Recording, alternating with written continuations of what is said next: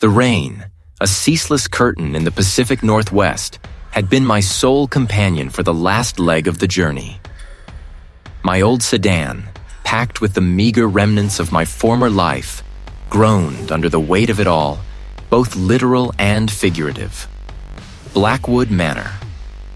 The name alone felt like a pronouncement, a heavy, moss-laden word clinging to the tongue. After the solicitor's detached phone call, the estate had become an unexpected anchor, a vast, desolate inheritance from a great aunt I barely knew, Ilara. Her name, too, had always been distant, whispered in hushed tones by my parents, tinged with an air of polite disapproval. Now he was simply gone, leaving behind this monumental silence. The gravel path leading up to the manor was choked with weeds, the tires crunching over what felt like forgotten bones. Towering firs, draped in thick, velvety moss, pressed in from both sides, forming a dark, verdant tunnel that swallowed the last vestiges of daylight. No streetlights, no other houses, just the relentless drip of the forest and the growl of my engine. This was isolation, pure and unadulterated. Exactly what I thought I needed. An escape. Then, through a break in the trees, it loomed. Turrets, like skeletal fingers, clawed at the clouds. The sheer scale of it stole my breath, pulling a strange, involuntary gasp from my throat. This wasn't just a house. It was a sleeping leviathan. I killed the engine, and the sudden, profound silence was almost deafening. The air here was different, too. Rich with the scent of wet earth, pine needles, and something else. Something subtly vegetal and faintly cloying, like overripe fruit or damp, decaying flowers. It wasn't unpleasant, not exactly, but it was heavy. Stepping out, the gravel crunched under my boots, a lonely sound. The rain immediately slicked my jacket. The brass knocker, tarnished black, was shaped like a gnarled hand. I didn't bother with it. The solicitor had sent a heavy, antique key, its teeth worn smooth. It slid into the lock with a groan, then turned with a protesting clunk that echoed through the porch. It clung to the back of my throat. Cobwebs thick and pearlescent, draped from the chandelier like forgotten bridal veils. This wasn't just a home. It was a mausoleum. My mind, for a fleeting, disorienting second, snagged on a recent memory. The stark, fluorescent glare of an intake holding area during power outage, the hushed desperation of voices, the smell of antiseptic failing to mask something far more visceral. It was a place I'd seen, a moment I'd endured, in the wake of the incident that had shattered my life. I shook it off, forcing my attention back to the present.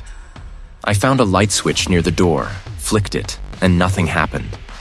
Of course, power hadn't been connected in years, the solicitor had mentioned.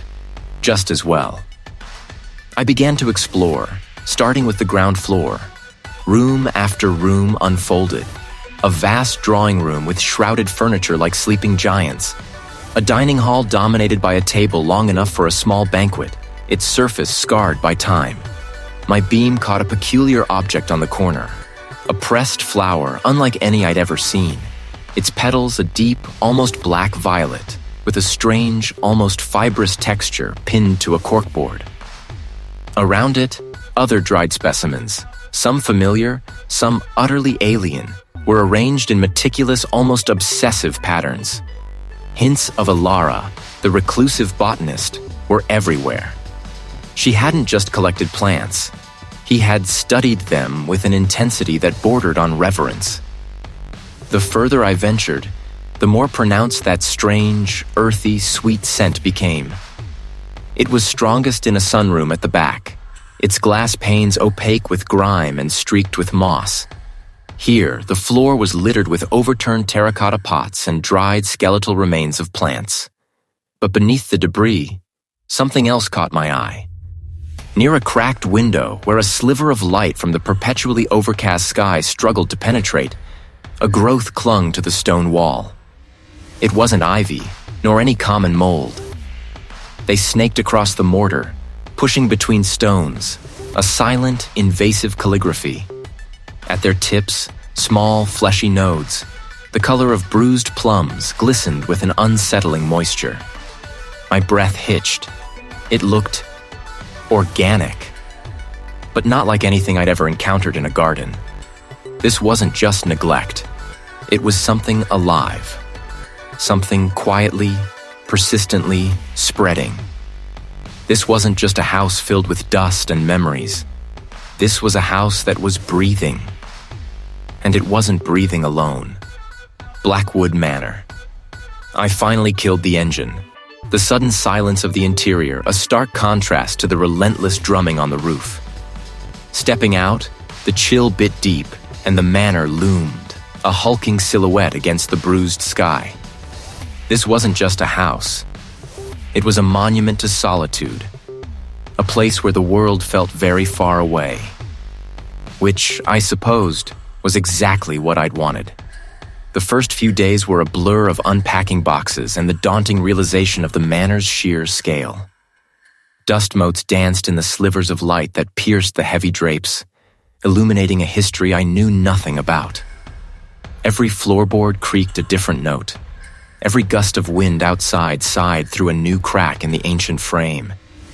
But they were too rhythmic, too insistent, like hushed conversations just beyond a closed door. It wasn't the fleeting jump of my own form in the dim light, but something elongated, almost serpentine, that slithered across the polished wood of the floor before vanishing into the deeper gloom beneath the grand staircase. I froze, my hand still poised above the fuse box. Nothing. Just the endless rain and the distant, almost imperceptible hum of the old house. I told myself it was my imagination, tired eyes playing tricks in an unfamiliar, immense space. I spent my mornings trying to impose some order, starting with the ground floor. The library, a cavernous room choked with forgotten tomes, smelled of aged paper and something vaguely floral, a cloying sweetness that was almost sickly. The kitchen was a relic, its massive iron stove looking like a slumbering beast. But it was the rear of the house that truly drew me, a section I hadn't fully explored, walled off by a heavy, unmarked door near what must have once been a scullery. It took a significant pull to get it to budge, scraping loudly against the stone floor. Beyond it lay a short, narrow passage, strangely humid and warmer than the rest of the house. The air grew thick with a rich, earthy scent, like fertile soil after a long rain, but with an underlying sharpness, almost metallic, that prickled the back of my throat. I pushed forward, determined to see what Alara had hidden away. The passage opened into a vast chamber, dimly lit by the overcast sky filtering through a grimy, vaulted glass ceiling. It was the conservatory, and it was unlike anything I had ever seen. A sprawling, verdant jungle had taken root here, a riot of green and purple and deep, bruised crimson. Vines, thick as my arm, snaked across the floor, up the stone pillars, and along the glass, obscuring much of the outside world. Great, fleshy leaves, some glistening with a dew-like moisture, unfurled from unseen stalks. A path, barely discernible, wound through the dense undergrowth. I stepped onto it, the soft, damp earth squelching slightly beneath my boots. The air was heavy, humid, and utterly still. Yet I felt a peculiar pressure, as if the very atmosphere was alive, watching me. They weren't words, not exactly, but a low, sibilant murmur, a collective sigh that seemed to emanate from the plants themselves. It was the sound of 1,000 tiny rustlings, of sap rising, of unseen tendrils stretching. As I ventured deeper, the light grew dimmer, swallowed by the dense canopy. I noticed strange, almost luminescent spores clinging to some of the broader leaves, glowing with a faint internal light, like embers. The path led to a sunken area, a sort of processing station, dominated by rusted metal vats and a series of interlocking pipes disappearing into the earth. Suddenly, a low thrum vibrated through the floorboards. The faint, glowing spores on the leaves around me intensified, pulsing rhythmically, like tiny green hearts. The thrumming stopped, replaced by a deep, resonant groan that seemed to come from the very foundations of the manor. I fumbled for my phone, my fingers clumsy with sudden fear, but the screen remained stubbornly black. They weren't just the rustling of leaves anymore. They were there, all around me, a chorus of hushed, hungry voices. Blackwood Manor. I killed the engine. The sudden silence inside the car, a stark contrast to the drumming outside. The manor loomed, a vast silhouette against the bruised sky, its gables and turrets like skeletal fingers clawing at the clouds. Moss draped from every surface, a verdant shroud, and the air was thick with the scent of damp earth and something else. Something green and faintly sweet, yet oddly medicinal. It smelled like a forgotten place, a place where things grew unchecked, even within the walls. Inside, the air was cold, stale, and surprisingly still. Dust motes danced in the weak light filtering through grimy, leaded windows. The grand foyer, with its sweeping staircase and cavernous ceiling, felt less like an inheritance and more like an accusation. I was a trespasser in a dead woman's domain. My great-aunt Alara, a woman I barely knew, had chosen this place, this isolation. And now I was here, searching for... what? A fresh start, maybe. The silence was punctuated only by the drip of water from some unseen leak and the soft whisper of the wind outside. As I moved deeper, the house seemed to breathe around me, the old floorboards groaning underfoot, the very air heavy with unspoken history. The strange, green medicinal smell intensified, drawing me, not unpleasantly, towards the rear of the manor. And then I found it. The conservatory. A massive glass-domed structure tacked onto the back of the house, a world unto itself. The glass panels, many cracked or obscured by grime, struggled to contain the riot within. I pushed open the heavy wooden door, and the atmosphere enveloped me like a living thing. The air was a suffocating blanket of moisture and the potent, cloying scent of vegetation. It wasn't the fresh, earthy smell of a typical garden. This was deeper, more complex, with an underlying funk like decaying leaves and something sharp, almost metallic. Before me sprawled a jungle. Not a garden, but a dense, unruly wilderness of bizarre, non-native plants. They clawed at the glass ceiling, their leaves 1,000 shades of green, purple, and an unsettling, almost black hue. Vines as thick as my arm snaked across the floor, their tendrils curling with an unnerving sentience. Some plants bore fleshy, bulbous growths that pulsed with an almost imperceptible rhythm. There were no familiar roses or ferns here, only alien forms, grotesque and beautiful in equal measure. I navigated a narrow, overgrown path, my fingers brushing against slick, waxy leaves and rough, bark-like stems. I felt watched, not by eyes, but by the collective awareness of 1,000 growing things. Tucked away beneath a particularly massive, vine-choked arboreal specimen, almost swallowed by its roots, I found a small, overturned wooden crate. Scattered around it were several leather-bound journals, their pages swollen and warped by the humidity. Ilara's journals. A jolt went through me. I picked one up, its cover cool and slightly damp. The brittle pages crackled as I opened it. Ilara's handwriting, precise but increasingly erratic, filled the margins. Dates stretched back decades.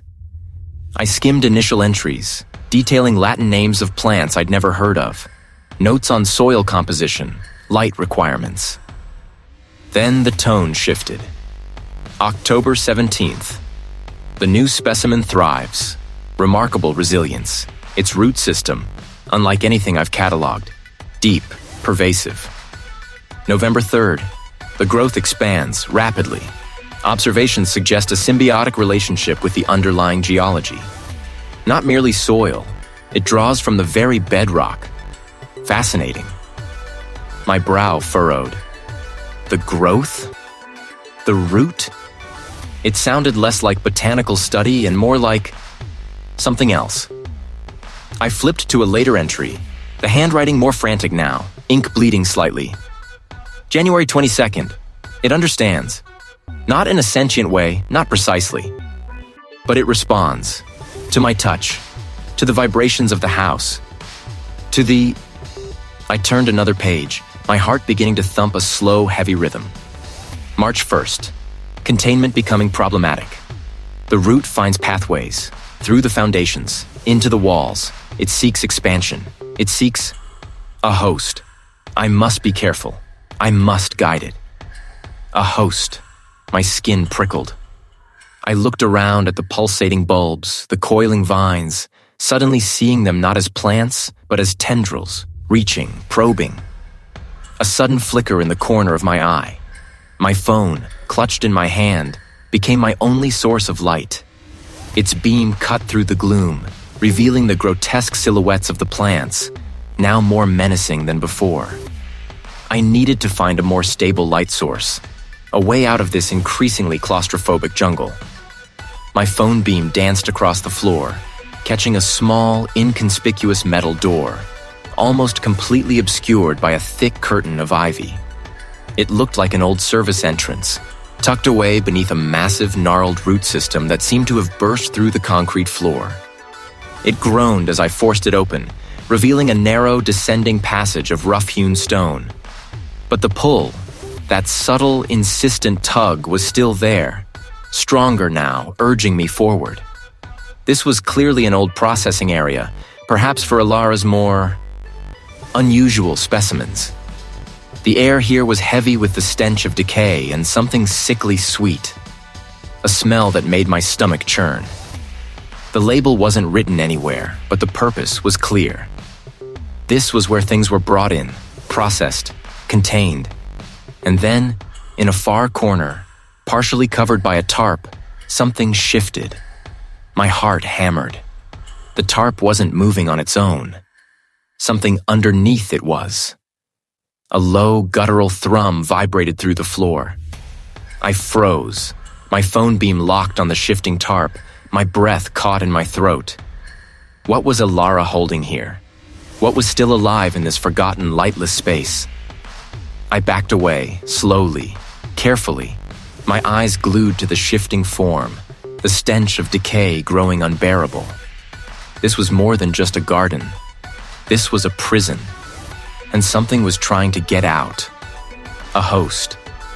The word hung in the humid air, thick and cloying, a taste like damp earth and something metallic on my tongue. My skin prickled, 1,000 invisible needles dancing across my arms. The flickering light in the conservatory, a dim, sickly green, pulsed in sync with the grotesque bulbs that studded the walls. I stared at the coiling vines, no longer seeing mere plants, but grasping tendrils, reaching, probing. The air itself seemed to vibrate with a low hum, a sound I hadn't noticed before, or perhaps hadn't allowed myself to notice. It felt less like a natural vibration, and more like a sustained, organic thrum, deep within the manor's foundations. I backed away slowly, my gaze fixed on the largest bulb, a fleshy, mottled thing that seemed to swell and recede almost imperceptibly. A shiver, cold and sharp, traced its way down my spine. This wasn't just a garden. It was an organ, a living, breathing entity. The scent of loam and decay intensified, making my stomach churn. I stumbled out of the conservatory, the heavy oak door swinging shut behind me with a soft, resonant thud that seemed to echo for too long in the cavernous hallway. I paused, my hand still reaching for the handle, convinced I hadn't pushed it with enough force for it to close so completely. But it was shut, the latch firmly seated. Just the draft, I told myself. A sudden current in this old, drafty place. I walked through the silent corridors, the manor a labyrinth of shadows now that the sun had dipped below the distant tree line. I passed a tall, ornate mirror in the main hall, its silvered surface reflecting the faint light from the remaining windows. My own face stared back, pale and drawn, my eyes wide with a fear I was fighting to deny. For a fleeting second, a distortion rippled across the glass, like water disturbed by a dropped stone. My features elongated, twisted, then snapped back into place. I blinked, rubbed my eyes. Fatigue, I decided. Just exhaustion playing tricks. The sheer scale of this place, the isolation, Ilara's strange legacy, it was all getting to me. But then came the feeling. I spun around, my heart hammering against my ribs, but the hallway was empty, steeped in twilight. No one. Nothing. The house was watching me. I knew it, deep in my gut. I needed to call someone, anyone. A colleague, the estate lawyer, the local sheriff. Just to hear another human voice, to confirm that the world outside this suffocating estate still existed. I pulled out my phone. No signal. Not a single bar. I tried another spot, then another, walking towards the front door, convinced I'd get a signal outside. Still nothing. The phone remained stubbornly blank, a useless rectangle of plastic and glass. Then I remembered the old landline system. Ilara, with her eccentricities, had kept a fully functional, if ancient, telephone exchange. I hadn't paid it much mind during the initial walkthrough, just a dusty room filled with clunky equipment. Now it was my only hope. Something organic, like a faint, sweet rot. It was unlocked. Inside, the emergency lights, dim and yellow, flickered weakly. A bank of old electrical panels hummed faintly, and a dusty switchboard sat on a metal table, its rotary dial and tangled wires a relic from another era. I grabbed the receiver, my fingers trembling slightly. I pressed it to my ear. Just a faint, persistent hiss, like air escaping a punctured tire.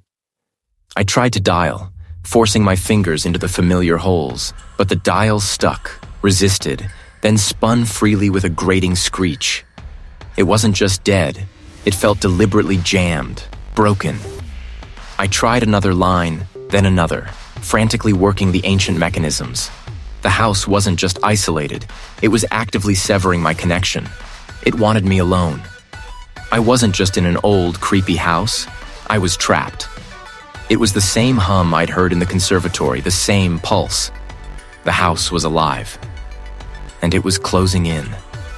I could feel its immense, silent presence all around me. A suffocating blanket woven from stone and timber and something far, far older. Ilara wasn't just tending something else. He was being tended. And now it was my turn. The word host had burrowed deep, a parasitic seed planted in my mind, germinating in the humid, green-tinged air of the conservatory. I stumbled back from the grotesque bulbs, the memory of their rhythmic pulsing a phantom throb behind my eyes. My skin still crawled, a phantom sensation of countless tiny needles dancing across my arms, a legacy of the encounter. I fled the glass house, leaving its sickly, verdant glow behind. But the chill that settled in my bones wasn't just from the cool night air outside. It was a cold dread, heavy and suffocating. Sleep offered no refuge. I saw Ilara, not as I remembered her from old photographs, but as a gaunt, skeletal figure, her eyes wide and luminous, her skin a network of fine green veins. She moved through a labyrinth of impossibly tall, sinuous plants, their fleshy petals unfurling to reveal pulsing, wet interiors. In one dream, I watched her press her ear against a thick, fibrous trunk, murmuring endearments to something unseen within. The waking hours weren't much better. I found myself pausing, head cocked, convinced I could hear a soft, rhythmic thump, thump, thump from deep within the walls, like a sluggish, colossal heart. It wasn't sunlight filtering through a grimy window. It was an internal luminescence, a soft, emerald glow emanating from a crack in the floorboards. Curiosity, a dangerous companion these days, tugged at me. I knelt, prying away the loose plank with the edge of a trowel. It was roughly the size of a pigeon's egg, its surface smooth and slightly yielding, like cool gelatin. A network of impossibly fine bioluminescent veins pulsed beneath its translucent skin, casting that ethereal green light. It was a spore, I realized, but unlike anything I had ever seen. It was beautiful, in a deeply unsettling way.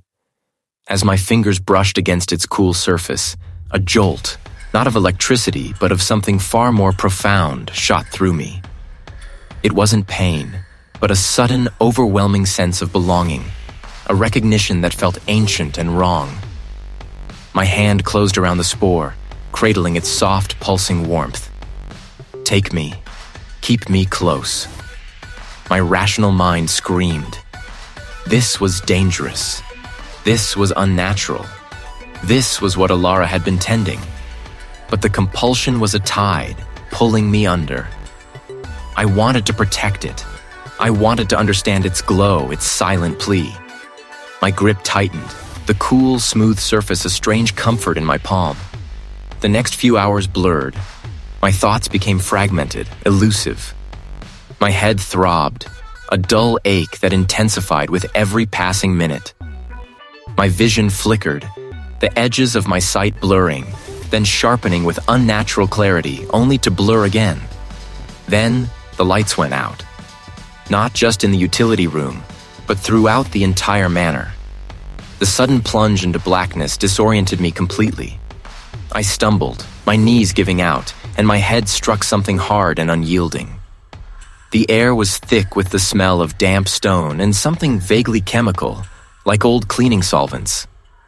The spore was still clutched tightly in my hand, its green pulse the only illumination in the suffocating black. Around me, in the inky gloom, I could discern vague shapes. Metal shelving, stacked crates, a heavy bolted door that looked like it belonged to a vault. This wasn't a utility room. This wasn't a storage closet. It felt like a place designed to hold things, to contain them. But how did I get here? Where was here? The house had swallowed me whole, and now I was in its gut. A faint, almost imperceptible tremor ran through the floor beneath me. The walls, slick with condensation in the dim green glow, seemed to bulge, their surfaces rippling like disturbed water. The spore pulsed faster in my hand, its light intensifying, mirroring the erratic thrumming that now seemed to resonate from the very fabric of the room. It wasn't just an object anymore. It was an extension of the house, a focal point for its hungry will. I was merely a vessel. My fingers still tingled, a ghostly echo of the strange warmth that had radiated from the glowing growth. The compulsion to protect it, to nurture it, still hummed beneath my skin, a discordant note in the symphony of my own thoughts. I snatched my hand back, the damp, cool air of the cellar raising goosebumps on my arms. This was not right. Nothing about this place was right. I needed answers, and the only place I knew to find them was in Alara's journals. Back in the study, the fire in the hearth had dwindled to embers, casting dancing shadows that seemed to mock the flickering lamplight. I flipped to the next untouched page in Alara's oldest journal, the brittle paper rustling like dry leaves. Her script, once elegant and precise, had begun to fray, the letters sprawling, sometimes overlapping, as if her thoughts were tumbling out faster than her hand could record them. August 14th. I read aloud, my voice a dry whisper in the cavernous room. Not sounds, not truly, but a resonance within the earth, within the very stone of the manor. They speak of ancient things, of roots that delve deeper than any man-made foundation. They ask for sustenance, a simple request for such profound wisdom. I swallowed, a knot forming in my stomach. Sustenance. My mind flashed back to the pervasive organic growths in the cellar, the strange, glowing orb. What kind of sustenance? I turned the page, my gaze snagging on a date just a few weeks later. September 2nd. The gardener came today. He spoke of pruning and containment. Foolish man. He sees only green stalks and soil. He cannot comprehend the network, the consciousness. I dismissed him. He will not interfere again. The manor needs freedom to grow. It needs to breathe. It needs the gardener.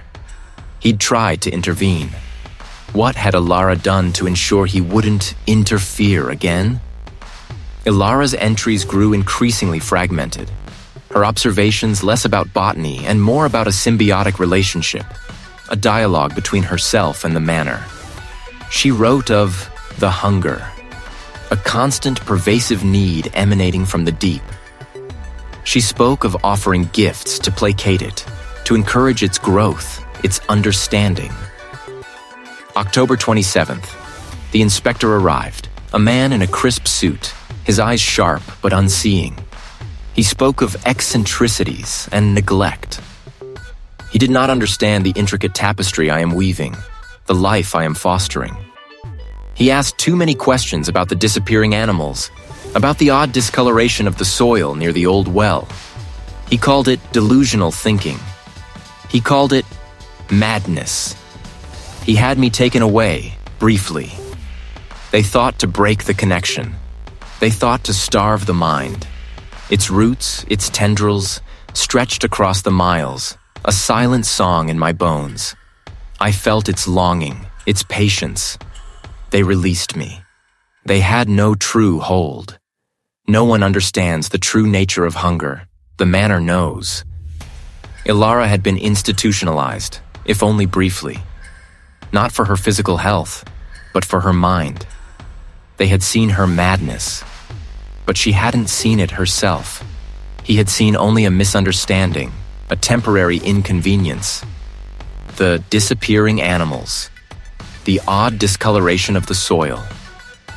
What had she been feeding it? She hadn't just been tending a garden. She'd been an acolyte, a willing participant in something far older and more sinister than any botanical experiment. The plants weren't merely specimens.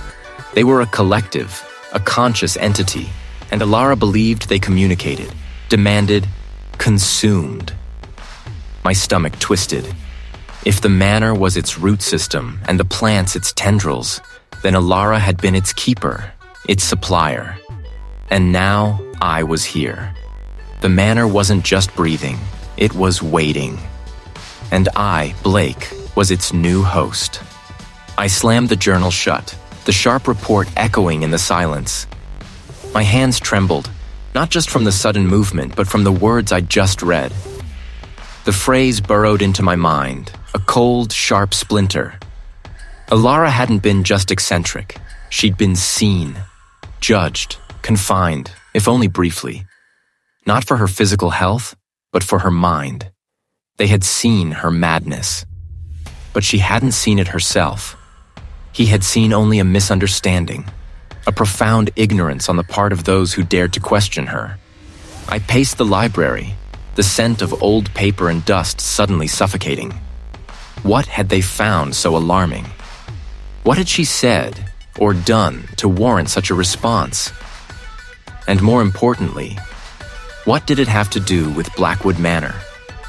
I stopped before the tall, leaded glass windows, staring out at the impenetrable wall of ancient trees.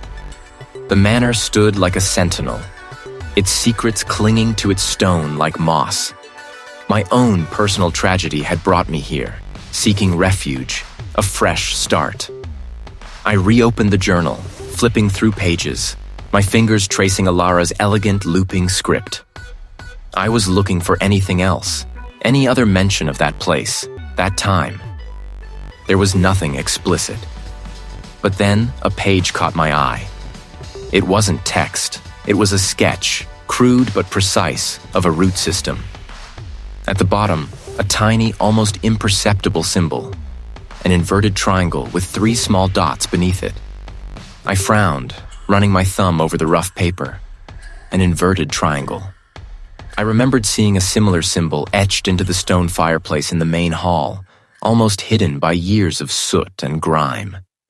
I hadn't thought anything of it then, just an old house's eccentricities. My heart began a slow, heavy thrum.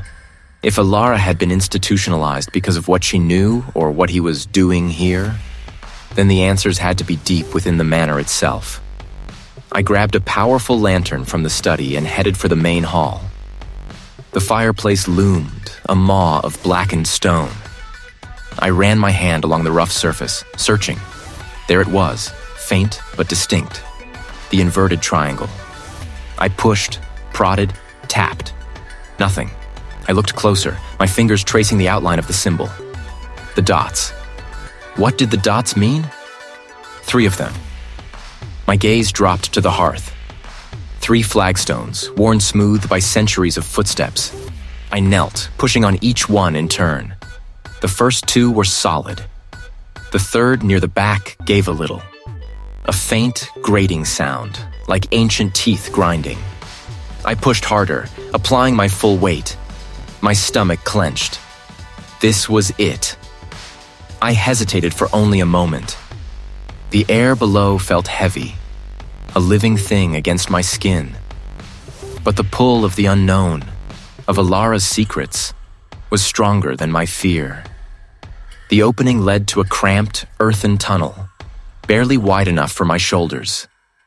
The walls were rough, packed soil, studded with small, glistening stones. I took a deep breath, the strange scent filling my lungs, and lowered myself into the passage. The descent was slow, awkward. I moved crab-like, my knees scraping against the rough ground, my hands brushing against the damp earth. The silence was profound, broken only by my own ragged breathing and the soft scuff of my boots. My lantern beam danced across the walls, revealing something new. Not just earth, but thick, fibrous strands like ancient petrified ropes interwoven into the soil. They were roots, but not like any roots I'd ever seen. They were too thick, too uniform, too alive. The air became thick, humid, pressing in on me. The sweet, metallic scent grew stronger, almost overpowering. It was subtle at first, then grew, a steady, rhythmic pulse. My breath caught in my throat, a gasp that echoed in the vast space. It was immense, far larger than I could have imagined.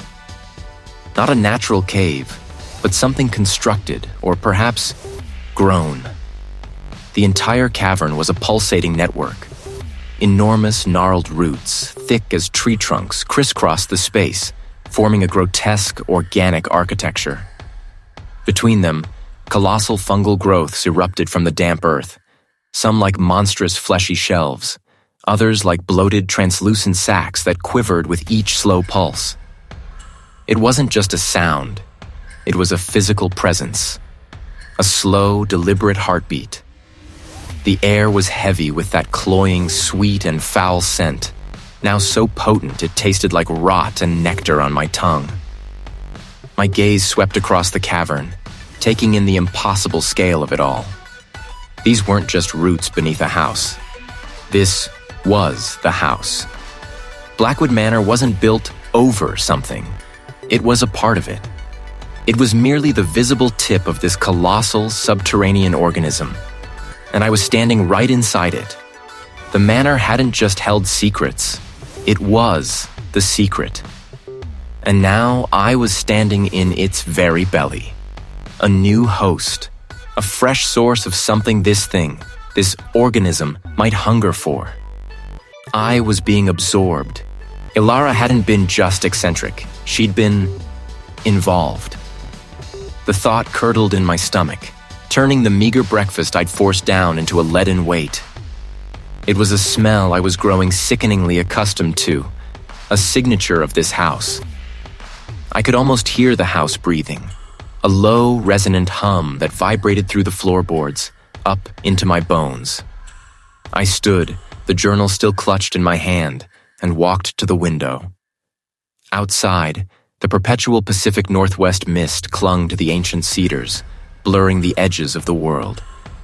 But the mist didn't obscure the manor's sprawling gardens, or the way the peculiar flora seemed to writhe even in stillness, reaching, always reaching. My eyes traced the path that led deeper into the estate, a path Alara had described as the root's primary vascular system. The words from her journal, once abstract, now felt terrifyingly literal, a flicker at the edge of my vision. For a moment, the mist seemed to coalesce, forming vague, indistinct shapes. I blinked, rubbing my eyes. The shapes were too familiar, too reminiscent of the tragedy I'd tried so hard to outrun. The shattered windshield, the twisted metal, the desperate fading light in the eyes of my loved one. The manor wasn't just showing me these memories. It was infusing them with its own grotesque essence. The broken glass shimmered with an iridescent sheen, like a beetle's carapace. The twisted metal groaned with a low, organic sound, like a tree splitting apart. No, this wasn't right. I was tired, stressed. The isolation was getting to me. But the images persisted, overlaying the gray landscape outside. The faint scent of decay from the garden intensified, weaving itself into the phantom smell of scorched rubber and gasoline. The manor was pulling at the threads of my sanity, unraveling them one by one, replacing them with its own hideous tapestry. It was a key, a place, and I had to find it. The journal hinted at a sub-level, accessible through the old root cellar. My great-aunt had been meticulous in her secrecy, but not entirely successful. My resolve, though frayed, held. The floor was packed earth, uneven and damp. My flashlight beam cut through the absolute blackness, revealing shelves lined with dusty, empty canning jars and tools I couldn't identify, crusted with dried soil. Not clay. Dried, organic matter.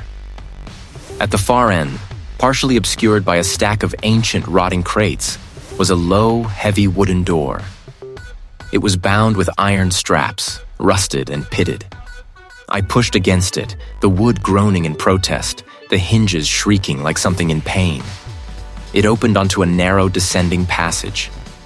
The air here was thick, still, and heavy with a cloying sweetness that made my throat ache. It felt like living tissue. The descent was gradual, the temperature dropping steadily. The passage widened slightly, eventually opening into a vast, cavernous space. My flashlight beam swept across it, revealing rough-hewn walls dripping with moisture and a floor of uneven, damp stone. And then I saw it. In the center of the cavern, a section of the floor had been excavated, forming a sunken pit. Around its perimeter, heavy iron rings were set into the stone, rusted and ancient. Chains hung from some of them, ending in manacles. This was the source, the core. This was the root. This wasn't just a storage area. This was a processing facility. The chains, the pit, the grotesque growth. It clicked into place with horrifying clarity. Alara hadn't just been a botanist. He had been a keeper, a facilitator. The root wasn't just growing, it was consuming, digesting, and it required a steady supply. The intake wasn't for plants, it was for sustenance. A horrifying realization washed over me. The power outage wasn't just a detail, it was a time of vulnerability. A time when the root's containment or feeding protocols might have failed, leading to a desperate, uncontrolled intake. What had happened here during that time? Who had been intaken? A low hum resonated from the pit, vibrating through the stone floor, up my legs, into my chest. It wasn't just a sound. It was a feeling, a deep, pervasive resonance that felt familiar, like a forgotten memory stirring awake. A horrifying sense of belonging began to bloom in my chest, a terrifying pull towards the pulsing mass. Not words, but sensations, urges, a profound hunger, a vast, patient intelligence. It was reaching for me, not with tendrils, but with a psychic tendril, probing the deepest recesses of my mind, finding the raw, bleeding wounds of my past tragedy and offering solace, integration. The images of my lost loved one flashed before my eyes again, but this time, their face was smiling, serene, beckoning me towards the pit. Their eyes, once filled with pain, now glowed with the same faint, iridescent light I'd seen on the manor's walls. "Join us, Blake," a silent voice echoed in my mind, not my own, but not entirely alien either. "Become part of the root. There is no pain here, only belonging." My knees buckled. The world tilted. The manor, the root, my grief. They were all coalescing, becoming one monstrous entity that sought to absorb me. I was losing myself, my mind fragmenting under the assault. But even as the insidious warmth of belonging spread through me, a desperate, defiant spark flickered. No, I wouldn't let it. I wouldn't become another piece of its ghastly tapestry. Not yet. The insidious warmth, that creeping sense of belonging, tried to lull me, to smooth over the ragged edges of my grief, promising an end to the ache. It was a siren song, a silken cord wrapping around my very core, threatening to pull me under. But somewhere deep inside, a raw, defiant spark flared. It wasn't an easy fight. It was a desperate, guttural refusal. My mind, which moments ago felt like a shattered pane, found a single sharp shard of purpose. I wouldn't be absorbed. A low growl rumbled in my chest, a sound I barely recognized as my own. My muscles, stiff with terror, suddenly coiled with a furious energy. If this thing wanted to consume me, it would have to fight for it. And I knew where its heart beat strongest. The conservatory. I scrambled up, my knees still trembling, but the fear was now a cold fuel. I needed a weapon. Something heavy. Something sharp. I stumbled through the main hall, the floorboards groaning under my hurried steps, the air thick with the sweet, cloying scent of the entity. My gaze fell upon the dusty display of antique gardening tools Alara had kept near the library entrance. A heavy, broad-bladed axe, meant for felling small trees, gleamed dully on its pegs. It felt surprisingly balanced in my grip, its weight a comforting anchor against the chaos in my head. The conservatory doors loomed ahead, the glass panes now almost completely obscured by the thick, pulsating vines that writhed just beneath the surface. They looked like massive emerald veins pumping viscous fluid. I pushed through, the wood groaning in protest, and stepped into a nightmare. The air here was suffocating, humid and rank with the smell of damp soil and something else, something metallic and faintly putrid. The entire space was a living, breathing maw. The central tree, its trunk thicker now, had split the stone floor, its roots snaking out like predatory serpents, crushing benches and statuary. This was it, the source, the root. Not on the fragile glass, but on one of the thickest, most prominent roots that snaked across the floor, pulsing with a faint internal light. The blade bit deep, tearing through the tough, fibrous outer layer. The entire conservatory shuddered. The glass ceiling above groaned, a sound like tortured metal. The smaller growths on the walls pulsed faster, their light intensifying, casting dizzying, strobing patterns across the room. A high-pitched, almost human shriek echoed through the humid air, not from the manor itself, but from within the roots. I ignored it, hacking again, harder this time. The axe buried itself, splitting the root further. Then the roots moved. Another wrapped around my left leg, tightening instantly, sending a searing pain through my calf. I cried out, stumbling, but refused to fall. I swung the axe wildly, trying to sever the binding root, but it was too fast, too strong. The walls themselves seemed to shift. Let it take you. It was fragmented, echoing, as if torn from the very fabric of the manor. Was it a trick? The root tightened its grip, pulling, dragging me across the splintered stone floor. Panic clawed at my throat. I thrashed, kicking, trying to break free, but the vine was relentless. The fall was short, jarring, ending with a sickening thud that sent a jolt of pain through my already injured leg. The sounds of the thrashing conservatory above faded, replaced by the dripping of water and a low, guttural thrum that vibrated through the very ground beneath me. I lay there, gasping, disoriented, my leg throbbing. The air was thick with a new, sharper stench. Industrial cleaner mixed with something organic and stagnant. I was in a small, damp chamber. A heavy, rusted metal door, bolted shut, stood opposite me.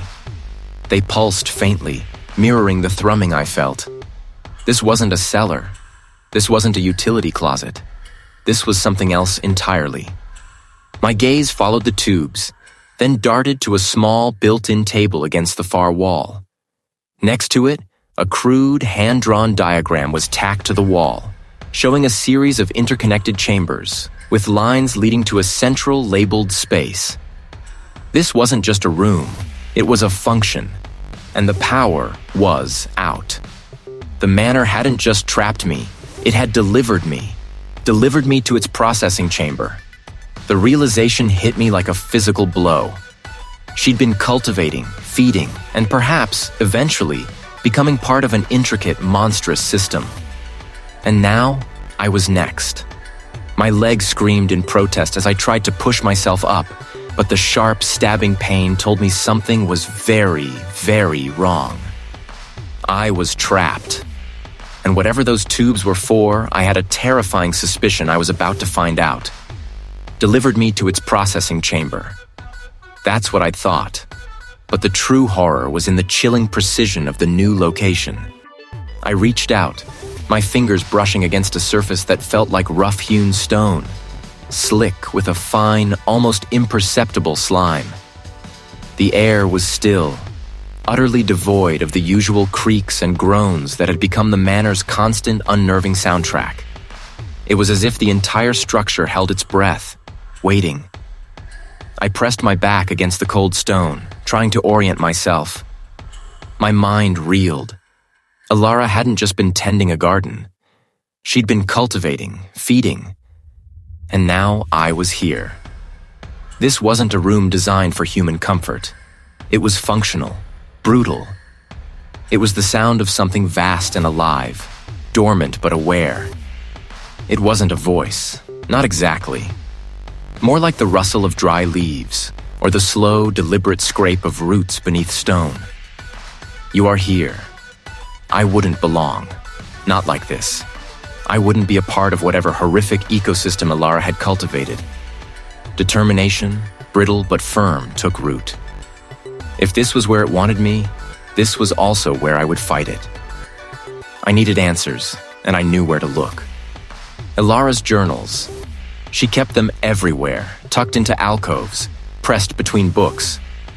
I pushed off the wall, my hand still trailing along its slimy surface. My foot scuffed against something on the floor. I bent, blindly feeling around. A small, leathery object. It was a journal, its cover rough under my fingertips, the familiar, unsettling texture of the same fibrous growth that infested the deeper parts of the estate. It felt organic, almost warm. I fumbled for my phone. Its battery icon was a sliver of red, mocking me. But it was enough. I held the phone's light over the journal. It wasn't Alara's neat, flowing script. This was a frantic scrawl, the letters lurching and overlapping as if written in a fever. The ink was a deep, almost black red. I began to read, the words swimming before my eyes, then locking into place with terrifying clarity. Entry 117. The root demands sustenance. It grows, it expands, it seeks integration. I have learned its language, its needs. The cycles are clear now. The offering must be pure, untainted by doubt. A willing heart, a fertile mind. It is not death, not truly. It is absorption, a greater consciousness. My stomach churned. A greater consciousness. What twisted belief had she fallen into? I flipped a page, the paper feeling thin and brittle like dried skin. Entry 118. The ritual is precise. The intake chamber must be prepared. The conduit opened, the merging inevitable. The previous offerings, they were insufficient. Too much resistance, too much fear. But I understand. I embrace it. To be part of something so vast, so ancient, to shed this decaying vessel. The air grew heavier, pressing down on me. I felt a chill that had nothing to do with the cold stone. Ilara hadn't just been a victim. He had been a devotee, a high priestess of this monstrous organism. She hadn't been trapped. He had volunteered. Entry 119, the final choice: surrender or be consumed. There is no other path. The root will have its due. I feel it calling, a hum deep within my bones. It promises knowledge, transcendence, a release from the petty anxieties of the flesh. My time is near. The seeds are sown. The new host will arrive. It was a prophecy, a blueprint. Ilara hadn't died mysteriously. He had merged. He had become part of the manor, part of the root. And now, the manor, this vast sentient organism, expected the same from me. It wasn't just trapping me. It was offering me the same twisted salvation, the same impossible choice. Succumb, become one with its sprawling, parasitic consciousness, or find a final, desperate means of escape. The low thrumming intensified, becoming a palpable pressure against my chest. The air grew thick with a cloying, earthy scent, like disturbed soil and decaying vegetation, but sharper, with an acrid tang that stung my nostrils. The slime on the stone felt warmer now, almost sticky. The phone's light flickered, then died. But this time, it wasn't just an absence of light. It was a presence. I heard a soft, wet creak from somewhere above me, like a massive branch shifting under an unseen weight. Then another, and another. I was not Ilara. I would not succumb. I would not become a nutrient for this thing. My mind raced, desperate, clawing for a solution. I wouldn't surrender. I would fight. I would burn it all down before I let it take me. The words echoed in the sudden silence, a chilling pronouncement that settled deep in my bones. The new host will arrive. It wasn't just a threat. It was an expectation. Ilara hadn't simply died. He had become one with this monstrous organism, this sprawling root that now considered Blackwood Manor its physical manifestation. And I, her estranged great-nephew, had walked right into its waiting embrace. I wasn't just trapped. I was being prepared. The air was thick and humid, carrying the heavy, sweet earth scent of decay and something else, something cloying and alive, like overripe fruit mixed with damp soil. These growths weren't just moss or fungi. They were interwoven filaments, thick cords that pulsed with a slow, internal rhythm, like veins beneath a stretched skin. They snaked across the stone floor, climbed the rough-hewn walls, and dangled from the low, arched ceiling, coalescing into grotesque, bulbous forms that seemed to watch me. My fingers, slick with nervous sweat, tightened around the rusted iron bar I'd pried from a collapsed grate earlier. This was it. No more running, no more deciphering cryptic journals. This was the core, the root's hungry mouth, and I was on the menu. But now, as the truth solidified, a strange calm settled over me. Determination. If I was to be consumed, I wouldn't go quietly. They were not words, not exactly, but a torrent of sensations. Hunger, warmth, belonging, a promise of peace if I simply yielded. I swung the iron bar, a clumsy, desperate arc, connecting with a thick, pulsating cord that hung near my head. It didn't break.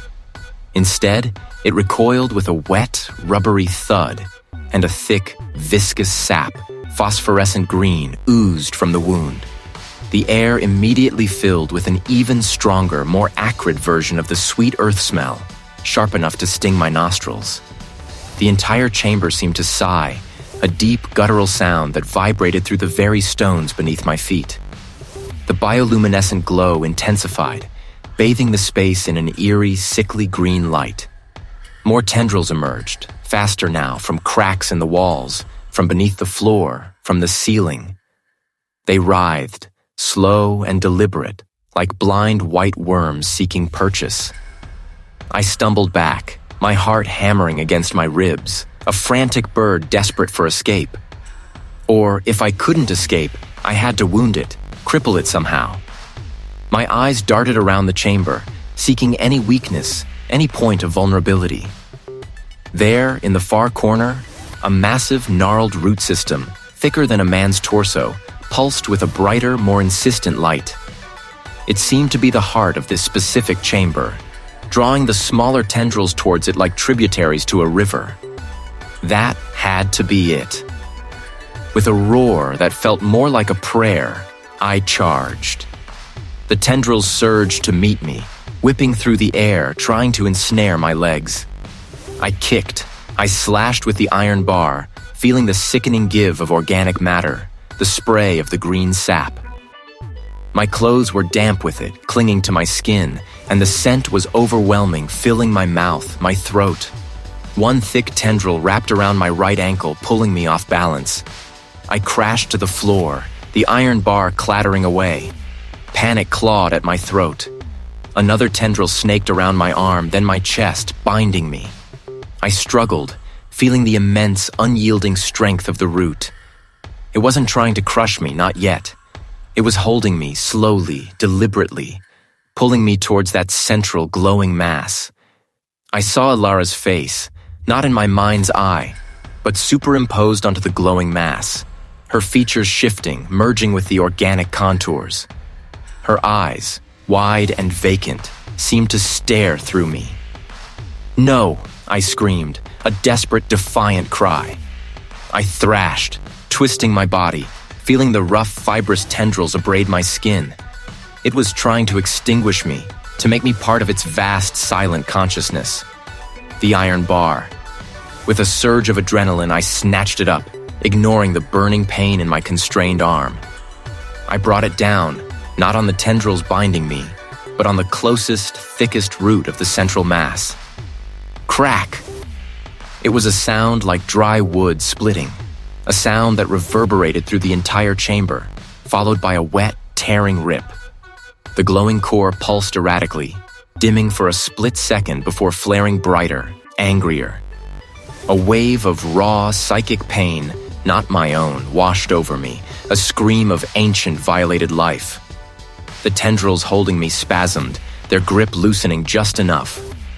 The root recoiled, its tendrils lashing wildly, not at me, but at the injured core, as if trying to mend itself. This was my chance. I didn't look back. I didn't care where I was going, only that it was away. I ran, pushing past the thrashing tendrils, through the dimly lit labyrinthine passages that had once been the manor's cellars, now just extensions of the root. I could feel a burning sensation in my lungs, the constant tickle of something in my throat, a strange, persistent itch beneath my skin. I burst out into the cool, damp night air, collapsing onto the dew-soaked lawn, gasping, shivering, unable to feel anything but the raw, burning sensation in my chest. Blackwood Manor loomed behind me, its ancient stones silhouetted against the nascent moonlight, silent, imposing. It waited. As I struggled to my feet, my legs weak and trembling, I felt it. A faint, almost imperceptible tremor deep within my own body, a vibration that mirrored the slow, rhythmic pulse of the root. I had escaped Blackwood Manor, but the manor, or a piece of its enduring horror, had not finished with me. It had merely found a new host for its patience.